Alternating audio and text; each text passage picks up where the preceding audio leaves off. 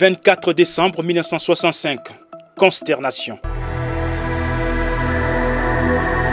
Le monde apprend avec stupeur le décès du révérend William Marion Branham. Interné depuis 6 jours dans un hôpital de Frayona au Texas, suite à un terrible accident de route. Ces jours-là, même la nature n'a pas su retenir son angoisse.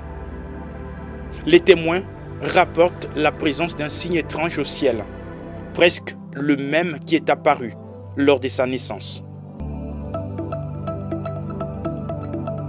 Le firmament a confirmé sa venue au monde et confirme également son départ le 24 décembre 1965. 56 ans après ces jours inoubliables, nous revenons sur la vie étrange de cet homme de peu d'instruction, mais qui a confondu les sages de ces mondes.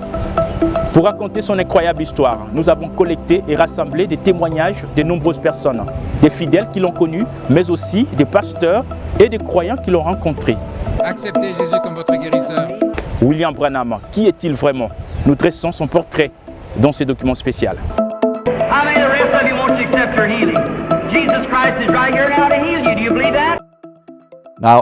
Maintenant, si vous avez déjà entendu parler de cet homme, William Branham, sa vie est probablement la vie la plus inhabituelle de quiconque au XXe siècle. Et l'un des ministères le plus inhabituels qui ait jamais eu lieu. Je dirais, depuis les jours où le Nouveau Testament a été écrit. Avez-vous déjà entendu parler d'un homme du nom de William Branham? Il avait sans le moindre doute, depuis les jours où Jésus a marché dans la chair, le plus grand ministère des miracles que je n'ai jamais lu à propos. Il n'y avait aucune imagination de sa part. Il savait quand est-ce que les gens allaient être guéris. Il ne l'a jamais manqué. Vous ne pouvez pas comparer Branham à un prophète ou à quoi que ce soit. Non, laisse Branham seul. Ça, c'est un niveau qui dépasse tout ce que vous pouvez raconter. Ne mentionnez même pas moi, Angèle et Branham sur la même ligne. C'est un déshonneur pour Dieu. Branham était plus qu'un prophète. Branham est au-delà de tout ce dont vous pouvez raconter. Une femme est tombée morte pendant une réunion des frères Branham. Et l'un des hommes d'Oral Robert, un médecin, était là. L'un des hommes les plus considérés d'Oral Robert. Il est venu là et a dit, frère Branham, elle est morte. Frère Branham a dit, soyez patients, soyez tous calmes. Marie, puis il a soulevé Marie. J'ai vu cela de mes yeux.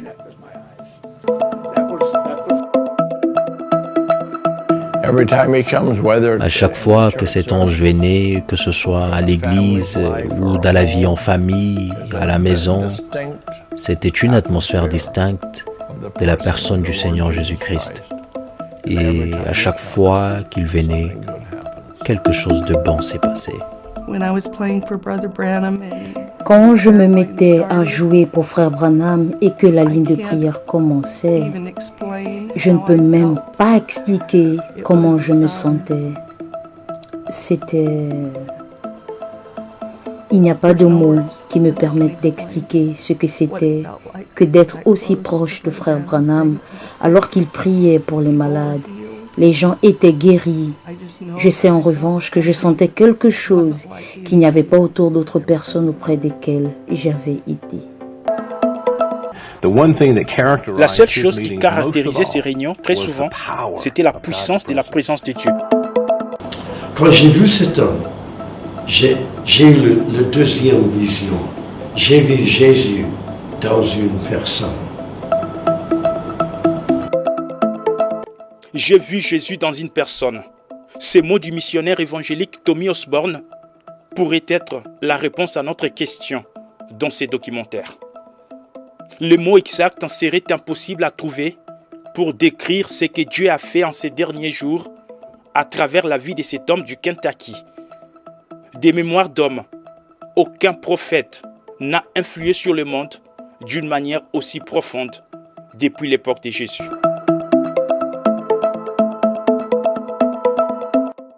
De sa cabane en rondin au Branham Tabernacle de Jeffersonville, de son enfance pauvre au Kentucky jusqu'à Amarillo au Texas, où le Seigneur l'a repris.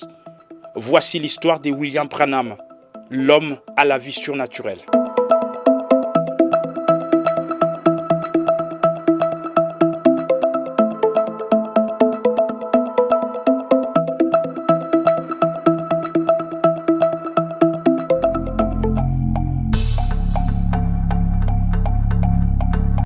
Burkesville, Kentucky, mardi 6 avril 1909. Nous sommes 5 heures du matin. Dans cette cabane, une lumière surnaturelle vient saluer la naissance de William Marion Branham.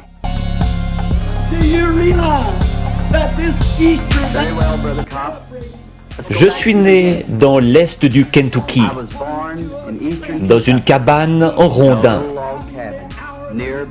Mes parents n'étaient pas portés sur la religion et n'allaient pas à l'église.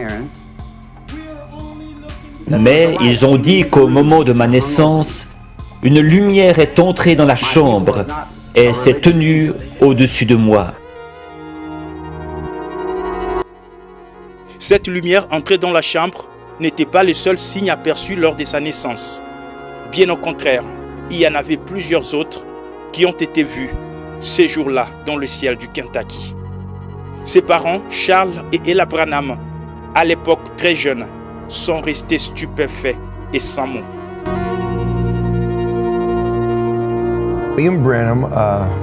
William Branham est né pas si loin de l'endroit où est né Abraham Lincoln, au Kentucky, 100 ans auparavant. Tous deux sont nés dans une cabane en rondin. Les parents de Branham étaient des adolescents quand il est né. Et il est né dans une cabane en rondin d'une seule pièce. Après sa naissance, ils l'ont nettoyé et déposé dans un berceau. Et une lumière est venue du ciel à travers les bois, on dit, ses parents, et est venue par la seule fenêtre de la petite cabane où vivaient les parents. Et elle s'est placée là où étaient couchés les petits bébés. Et c'était William Branham. C'est ainsi que Dieu a dit à ses parents qu'il était un enfant spécial. Enfant spécial, oui, il était en tout cas. Car ces signes étranges ne se sont pas arrêtés à sa naissance. Ils l'ont pourtant accompagné toute la vie. Lorsque j'avais 7 ans, nous sommes partis du Kentucky pour l'Indiana, tout près de mon domicile actuel. Nous allions chercher l'eau à un puits situé un pâté de maisons plus loin. Un certain après-midi de septembre, alors que je passais près d'un gros peuplier planté à mi-chemin entre le puits et notre maison, j'ai remarqué un tourbillon dans l'arbre. Cela n'avait rien d'anormal à cet endroit en septembre. Comme il ne s'en allait pas, je me suis arrêté pour l'observer. Une voix en sortit disant: « Ne fume et ne bois jamais. Ne souille jamais ton corps d'aucune manière, car tu dois accomplir une œuvre quand tu seras grand. » Effrayé, je suis rentré en courant à la maison. J'ai raconté à ma mère qu'un homme m'avait parlé dans un arbre. Elle a pensé que j'étais excité et m'a mis au lit. Cet homme dans un arbre lui parlera encore et davantage, jusqu'à son âge adulte, où le docteur Roy Davis de l'église baptiste va le baptiser dans l'eau, à sa demande au nom du Seigneur Jésus-Christ. C'est ce même pasteur Roy Davis qui va l'ordonner plus tard au ministère. Mais très tôt, William Branham s'oppose à l'ordination des femmes prédicateurs. Pour lui, pas question. Une femme ne peut pas prendre la parole devant les hommes dans une église. Selon la Bible, cela n'est pas correct. Il est contraint tout de suite de se séparer d'avec son pasteur Davis. William s'en va pour commencer un ministère non attaché à une confession particulière, car il se sentait appelé au service de tous. Après quelques années seulement, il va acquérir un terrain sur lequel il va ériger cette église, le Branham Tabernacle. la plus vieille assemblée du message du temps de la fin dans le monde. Et elle existe jusqu'à ces jours à la même adresse. Then what do? We walk in the light, beautiful light. C'est en juin 1933 que William Branham lance sa première campagne d'évangélisation. La série des réunions s'achève dimanche 11 juin par un service de baptême devant plus de 3000 personnes, dont cette rivière Ohio. All ye saints of light proclaim Jesus. Ces jours-là, une lumière brillante, semblable à une étoile, est venue se poser sur William Branham pendant que celui-ci baptisait la 17e personne. Et de là, une voix s'est fait entendre, disant de même que Jean-Baptiste a été envoyé comme précurseur de la première venue de Christ, ainsi tu es envoyé avec un message pour préparer ma seconde venue.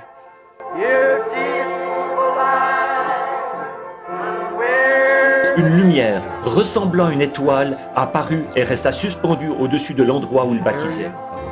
L'eau se mit tout à coup à bouillonner sur une surface d'environ 4 mètres carrés. Et une voix dit, comme Jean-Baptiste fut envoyé.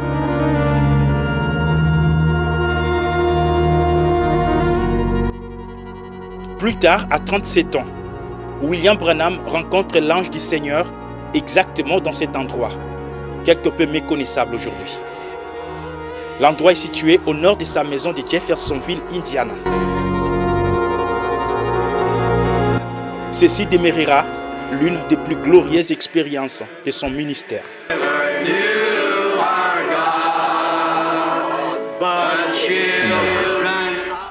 À 37 ans, une nuit alors que je priais, j'ai remarqué une lumière sur le sol. Elle provenait de la colonne de feu située juste au-dessus. J'ai entendu quelqu'un marcher et un homme pesant environ 90 kilos a traversé la chambre et est venu dans cette lumière.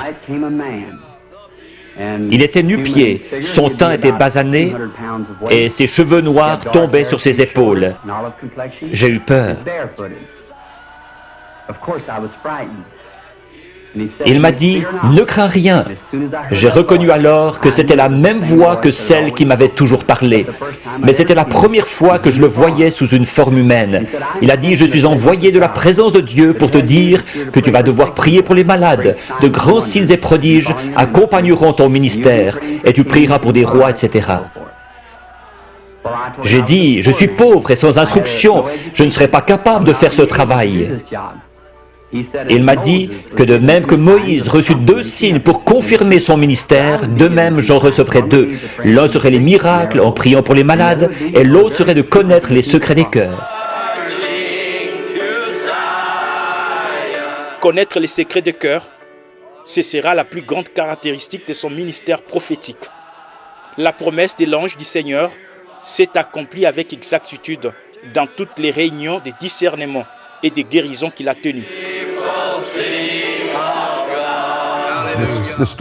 L'histoire est que l'ange lui est apparu et lui a dit « J'ai été envoyé du trône de Dieu, citation directe, pour vous dire qu'il vous a été donné 2 dons par lesquels vous exercerez votre ministère, et ainsi de suite. Le premier don est de connaître les secrets du cœur des hommes. Le second est d'être capable de faire des signes et prodiges pour confirmer que ce que vous avez dit est vrai. » Je vois autre chose. Une jeune femme semble se tenir près de vous. C'est votre fille. La rencontre de William Branham avec l'ange sera le déclic d'un réveil de guérison qui va balayer l'Amérique et le monde entier. Des évangélistes comme Oral Roberts, Tommy Lee Osborne et Asa Alonso Allen seront directement influencés par les réveils de guérison déclenchés sous le ministère des frères Branham. C'est ce réveil qui a transformé l'église pentecôtiste et a donné l'essor au mouvement charismatique. Crois seulement, ayez foi en Dieu. Jésus. Mais au moment où je l'ai connu, il a représenté Christ pour moi. Il a prêché tendre, mais ferme. Et quand il est arrivé à la prédication, des centaines de personnes sont venues et ont accepté Christ. J'aimerais bien être capable de faire cela. Puis il a appelé les malades. Des merveilleux miracles ont eu lieu pendant que nous regardions. J'ai eu ma deuxième vision. J'ai vu Jésus-Christ dans cet homme. I saw Jesus in that man. Le ministère des frères Branham a marqué le commencement du plus grand déversement du Saint-Esprit depuis les jours de la Pentecôte. Des centaines de milliers de personnes ont assisté aux campagnes des frères Branham. Des milliers ont été guéris au nom du Seigneur Jésus-Christ. Aussi, croyez-vous que je suis son prophète? J'avais été à l'église toute ma vie, mais je savais qu'il y avait quelque chose de différent dans cette réunion. Lorsque cet homme s'est levé et est venu au micro pour donner son sermon, ce n'était pas un sermon dynamique, il s'est juste adressé à la foule. Vous pourriez ressentir une présence spéciale de Dieu comme aucune autre réunion que j'ai jamais participé dans ma vie, jusqu'à ces points précis où je vous parle. Puissant, qui a créé les cieux et la terre, je demande maintenant que toute puissance du démon soit brisée. Dans cette salle, que la puissance de Jésus-Christ soit rendue manifeste. Seigneur, nous ne sommes pas vaincus. Satan, je t'adjure, au nom du Seigneur Jésus-Christ, sors de ces gens. Levez-vous de vos fauteuils roulants, vous qui êtes estropiés. Donnez-lui la louange, chacun de vous. C'est ça la chose. Frère Branham, c'est ça la chose. Frère Branham, quand vous connaissez la vie de l'homme, c'est là que vous dites, attendez, une minute. Est-ce que vous m'entendez? Vous, quand vous connaissez la vie de l'homme et la grâce que Dieu a mise sur Frère Branham, c'est à ce moment-là que vous saurez. Si l'un de mes fidèles veut vivre longtemps, ne me comparez plus jamais à cet homme. Jamais. Et jamais encore. William Branham. So I plugged the video in. Alors, j'ai branché la vidéo. Et au moment où j'ai vu cet homme commencer son ministère, jusqu'à quelques mois seulement avant, je n'ai même pas su qu'il existait. Au moment où j'ai vu ce ministère, quelque chose a explosé en moi. Et le Seigneur a dit que ça, c'est le destin de votre génération.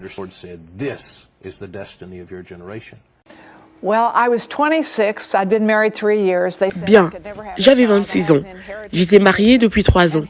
Ils ont dit que je ne pourrais jamais avoir d'enfant parce que j'avais une maladie héréditaire. Il m'a appelé du public. Bien, me voici sur l'estrade face à cet homme. Et j'ai eu l'expérience la plus inhabituelle que je ne sais pas comment décrire. Mais c'était comme une roue dans une roue, plus basse sur le sol, et je pouvais la voir pendant qu'elle tournait.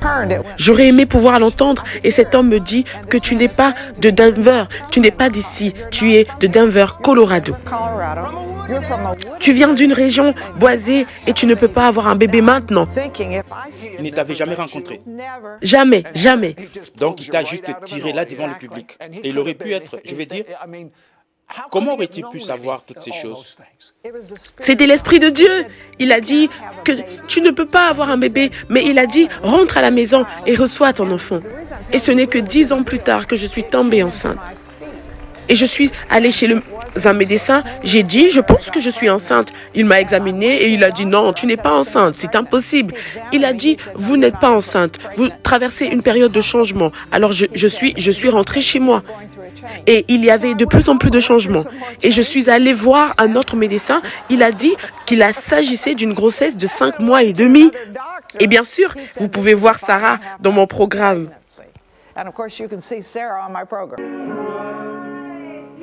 Sarah Boiling, c'est elle, la fille qui est venue au monde après la prière des frères Branham.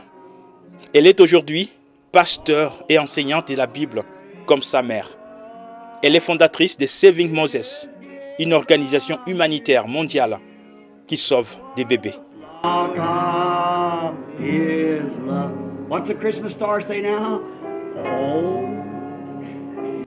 Ses frères en image s'appellent Charlie Mitchell.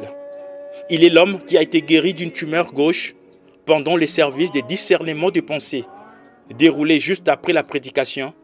Aujourd'hui, cette écriture est accomplie. prêché le 19 février 1965. Et pendant que j'étais là-bas, et alors je baissais ma tête et ma face dans mes mains, et j'ai dit, Seigneur, si je suis un enfant de Dieu, j'ai dit, laisse que cet homme appelle mon nom. Juste à ce moment-là, je vis un homme me regarder droit en face. Loué soit le Seigneur. Et j'ai juste levé mes mains pour donner gloire à Dieu. Il m'a vu. Puis il s'est retourné vers moi. Il a dit que tu n'es pas d'ici. Tu es d'une autre ville. Et il a dit que tu es un mineur. Tu viens de Virginie. Et il a dit que tu veux te faire opérer. Il a dit, si c'est vrai, lève ta main. J'ai levé ma main. Et puis il a dit très peu de mots de plus. Et il a dit, levez-vous. Je me suis levé. Et il m'a dit, rentre à la maison, Jésus t'a guéri. Loué soit le Seigneur. Et l'Esprit du Seigneur est venu sur moi.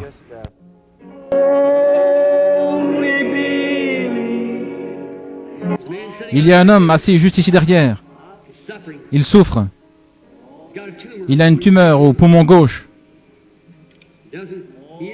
Il n'est pas d'ici. Vous avez été ouvrier mineur. C'est exact, je suis totalement inconnu. Si c'est vrai, faites signe de la main. La tumeur se trouve au poumon gauche et vous devez être opéré très prochainement, c'est bien ça? Vous n'êtes pas d'ici. Vous n'êtes pas de cette ville. Vous venez de la Virginie. C'est exact. Croyez-vous que Dieu sait qui vous êtes? Monsieur Mitchell? C'est exact. Rentrez chez vous et soyez rétablis. Jésus-Christ vous guérit. Demandez à cet homme. Je ne l'ai jamais vu de ma vie. Il était assis là, en train de prier. Aujourd'hui, cette écriture.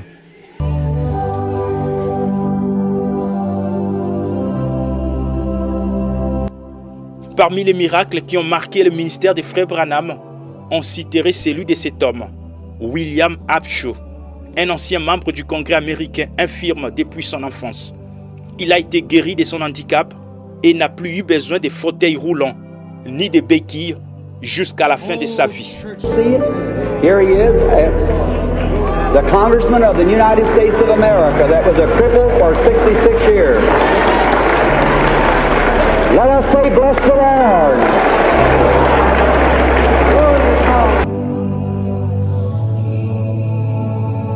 Partout, les messages du temps de la fin est prêché. On parle de cette dame, Hattie Wright. Elle est la femme qui a cru à l'un des redoutables témoignages du ministère des frères Branham sur la création des écureuils. Et en récompense, Dieu lui a donné le salut de ces deux garçons, ici dans cette photo. Tout à coup, elle a dit, Frère Branham, le plus grand désir de mon cœur, c'est le salut de mes deux garçons.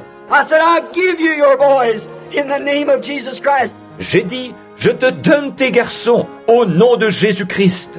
Them sniggered, laughing, fun-making boys fell across their mother's lap and surrendered their life to God and was filled with the Holy Ghost right there.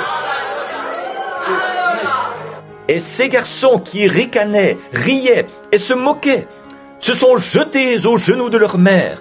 Ils ont abandonné leur vie à Dieu et ils ont été remplis du Saint-Esprit sur le champ. Wow!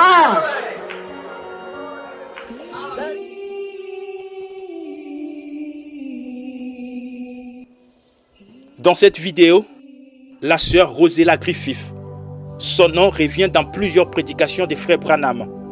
Elle a été guérie de l'alcoolisme après une prière du prophète vers les années 50.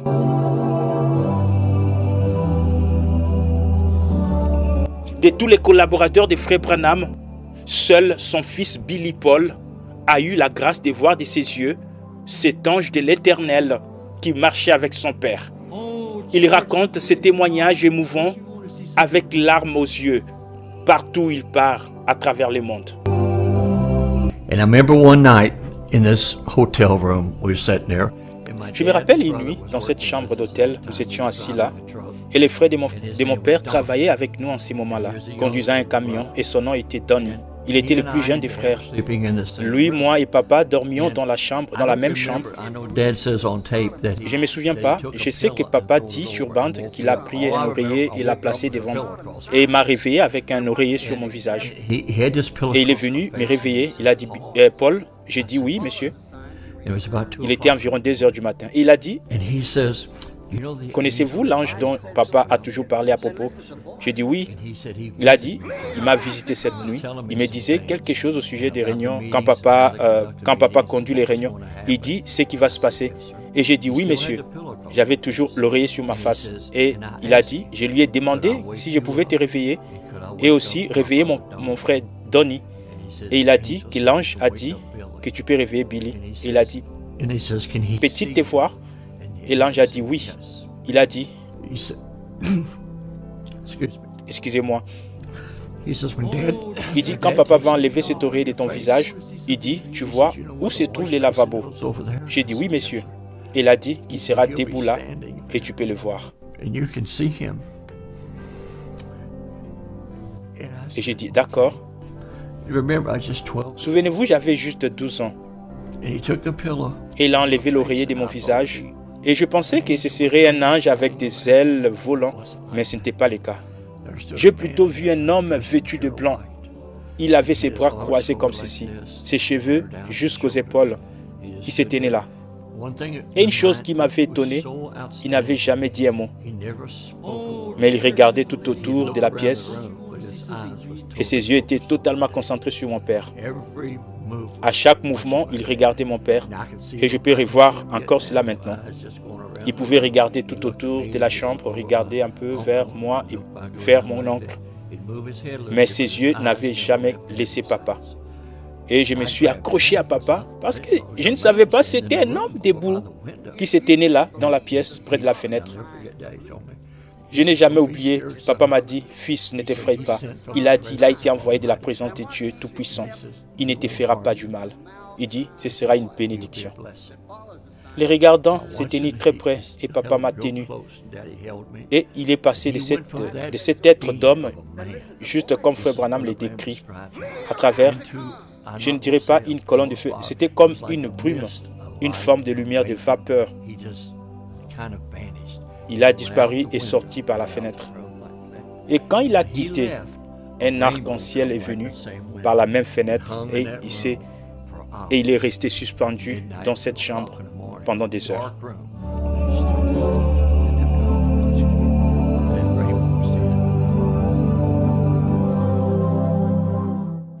C'est cet ange du Seigneur qui a permis à Frère Branham de connaître les secrets du cœur des gens et de guérir les malades. Il s'est laissé photographier en 1950 au stade Sam Houston, au Texas. Voici la photo. Il est là sous la forme de la colonne de feu au-dessus de la tête de Frère Branham.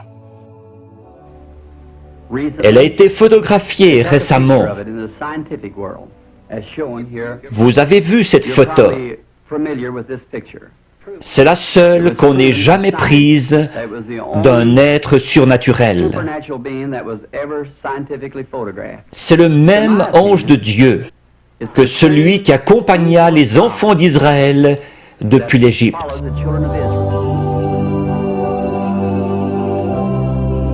Cette photo serait à ce jour la plus importante de toutes les photographies existantes, jamais prises d'un être surnaturel par une caméra. Elle est placée dans toutes les églises qui croient au message du temps de la fin. William Branham, la même chose. Il a expérimenté la 3e dimension. Dieu l'a utilisé de telle manière que j'ai des vidéos et je m'assois et tremble en regardant comment cet homme est en train d'être utilisé. Les détails au sujet des gens. Je dis bien détails. William Branham était son nom. William Branham était en train de prêcher, mes chers, quand un halo est apparu au-dessus de sa tête pendant qu'il prêchait. Vous pouvez les chercher sur YouTube. Ça va vous secouer. La photographie de cette lumière qui fait trembler le monde entier est aujourd'hui gardée ici dans cette bibliothèque du Congrès américain à Washington, D.C., la capitale des États-Unis.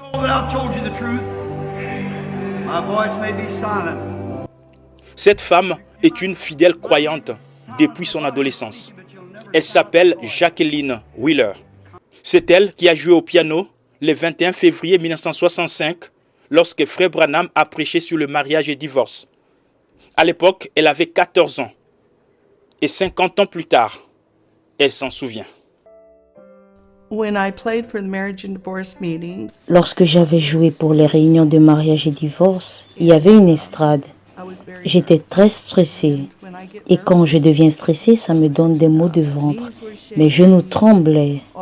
Mon corps tout entier tremblait.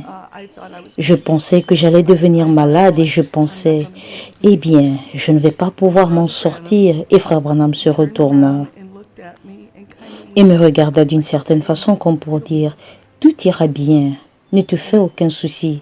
Et tout se passa bien, juste comme ça. Je fus capable d'aller au terme du service. Je n'aurais pas été capable si Frère Branham n'avait pas fait cela.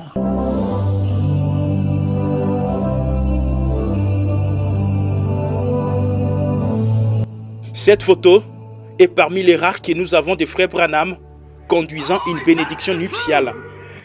Ici, c'est Billy et Charol Simpson, ce couple marié à Louisiane le 1er décembre 1963, juste avant que Frère Branham ne prêche sur un absolu. Plusieurs années après leur mariage, les voici encore ensemble. Ils se rappellent de ces jours. Je suis Frère Billy Simpson. Celle-ci, c'est ma femme, Charol. Nous sommes le couple qui s'est marié à Shreveport, en Louisiane, le 1er décembre 1963, à l'église de Frère Jack Moore, où Frère Branham a prêché l'absolu. Nous avions décidé de nous marier. Vous savez, fixer une date pour notre mariage dépendait de l'emploi du temps de Frère Branham. Il a appelé ma tante et lui a dit qu'il pouvait nous marier à Shreveport. Je vivais à Memphis à l'époque, Tennessee, et Bill vivait à Tucson en Arizona. Et il a dit qu'il pouvait nous marier ce week-end chez Frère Jacques Moore à Shreveport, en Louisiane. So we are happy for them. I see they taking their place after getting married, go right back in the auditorium of the church and sit down and listen to the sermon. We're marching to Zion.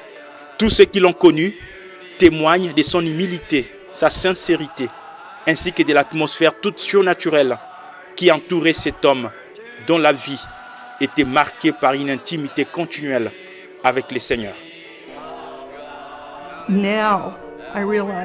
Maintenant, je réalise combien humble était cet homme. Nous avions environ 14 ou 15 ans et Frère Branham demande à des enfants.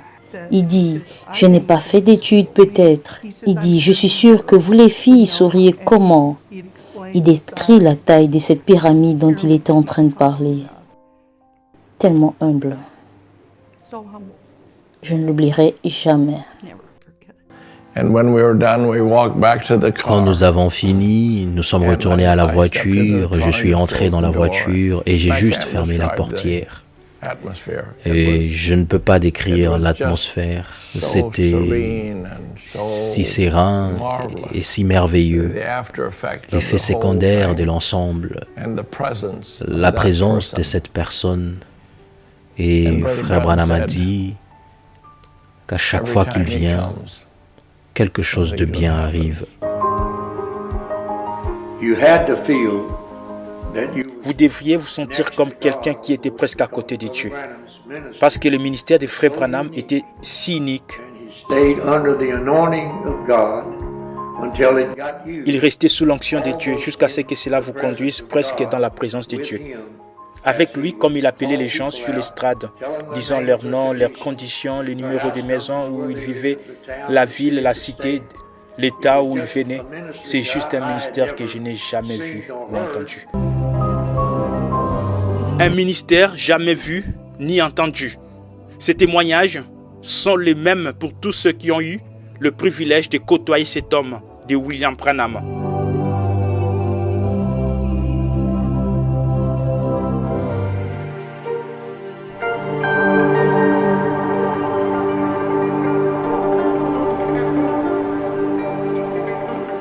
Ici, c'est toute une autre casquette de William Branham, un chasseur de sangliers.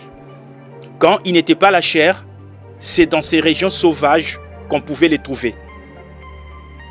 Il aimait se divertir dans la nature, en pratiquant quelquefois la pêche ou la chasse.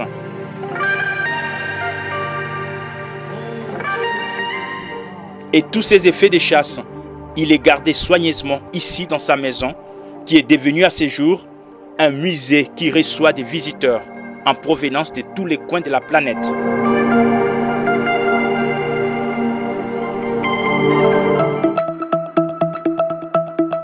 Frère Branham a, au cours de son ministère, fait le tour du monde.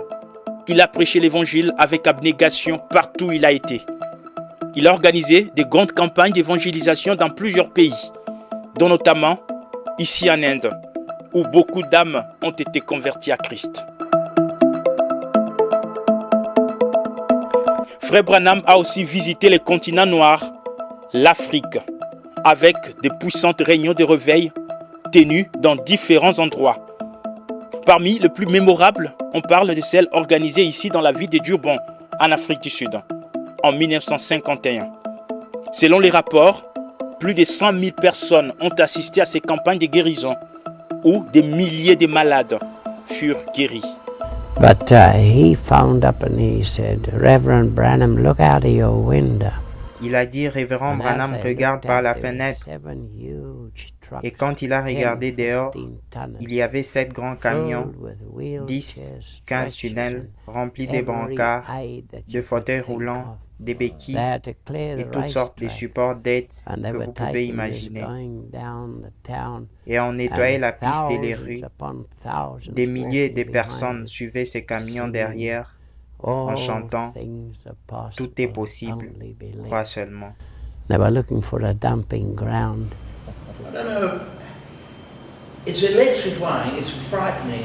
Je ne sais pas, c'était électrisant, c'était effrayant, c'était génial. Les gens dans le public s'évanouissaient, les gens criaient, certains poussaient des cris, certains applaudissaient, beaucoup pleuraient. Certains riaient, c'était comme une maison de fous. Et me voilà, je ne sais rien.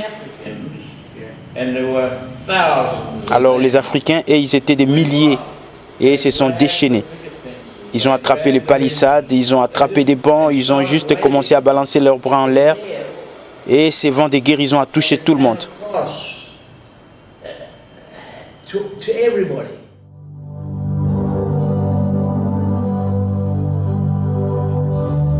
Les rapports complets de ces voyages mémorables est contenu dans ces livres. Un prophète visite l'Afrique, écrit par Julius Stadscleve, un témoin oculaire.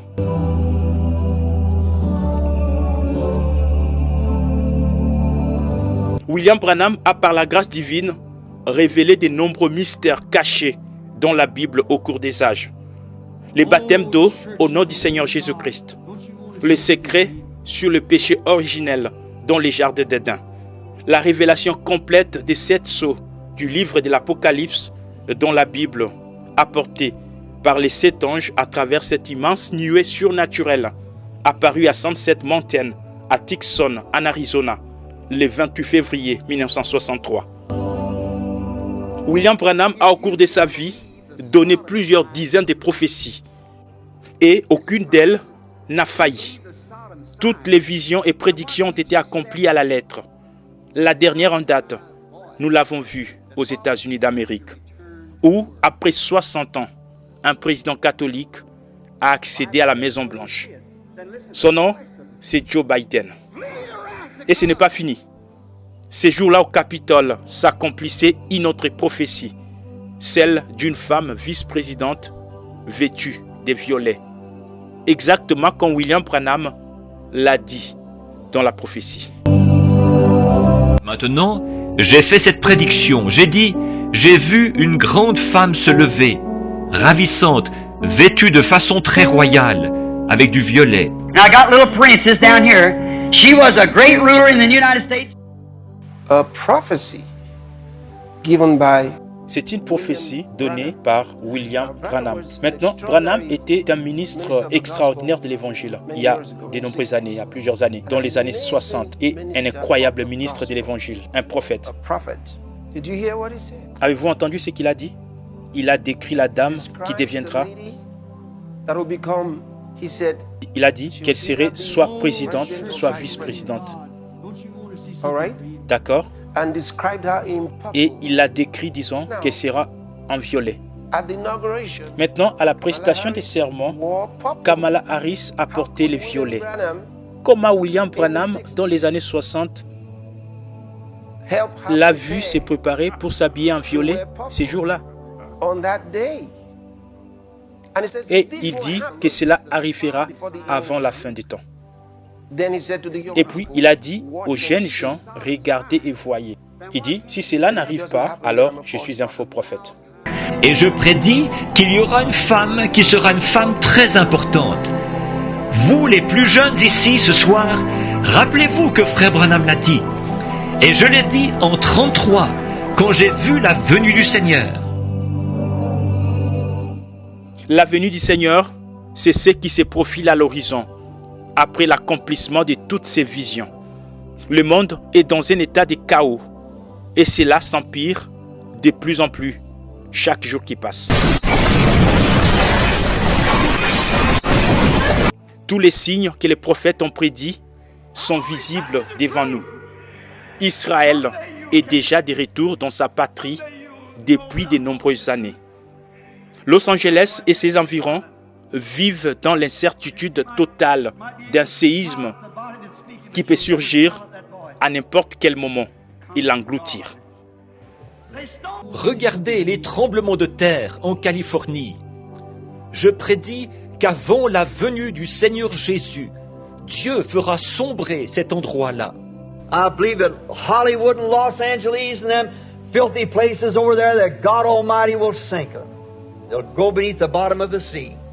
Je crois que Hollywood, Los Angeles et ces endroits immondes, là-bas, que le Dieu Tout-Puissant les fera sombrer. Ils descendront au-dessous du fond de la mer. And it's so much sin. See, it's the barrier. Civilization has traveled with the sun. And it started in the east going west. And now it's at the west coast. If it goes any further, it'll be back east again. So that's the barrier.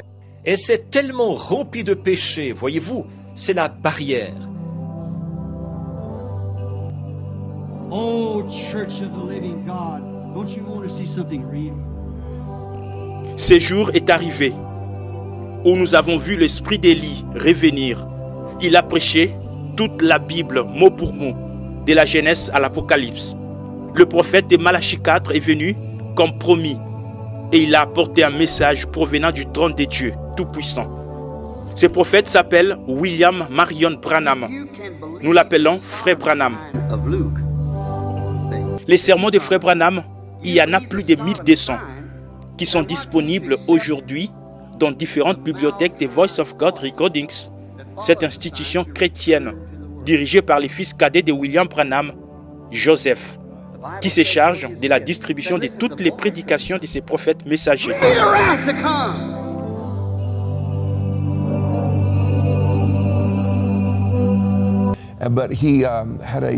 Mais il a eu une fin tragique, une mort tragique. Il a été cogné par un conducteur ivre et alors qu'il rentrait chez lui pendant la Noël. Et lui et sa femme ont été projetés contre le pare-brise. Il y avait eu une collision et sont revenus dans leur siège. Et Frère Branham a eu les os brisés, mais il était encore en vie lorsque son fils est retourné à la voiture. Sa femme était morte selon son fils. Elle ne respirait plus. Et Frère Branham a dit, mets ma main sur ta mère. Il chuchotait. Et comme son fils me l'a dit, il a pris la main de son père et l'a placée sur la jambe ou les genoux de sa mère.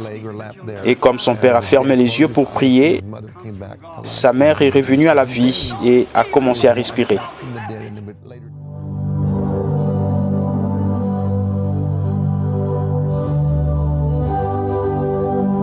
C'est précisément le 24 décembre 1965. À 17h49, que le prophète William Branham a tiré sa référence dans un hôpital d'Amarillo, au Texas. Plusieurs prédicateurs étaient présents lors de ses funérailles, dont beaucoup ont rendu hommage à un homme au ministère inhabituel.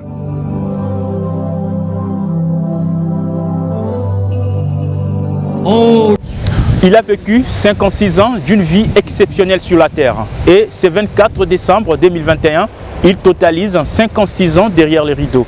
Son corps fut déposé dans cette tombe à Eastern Cemetery à Jeffersonville, Indiana, où il attend la résurrection des saints avant le retour imminent du Seigneur Jésus-Christ, qui est pour très bientôt.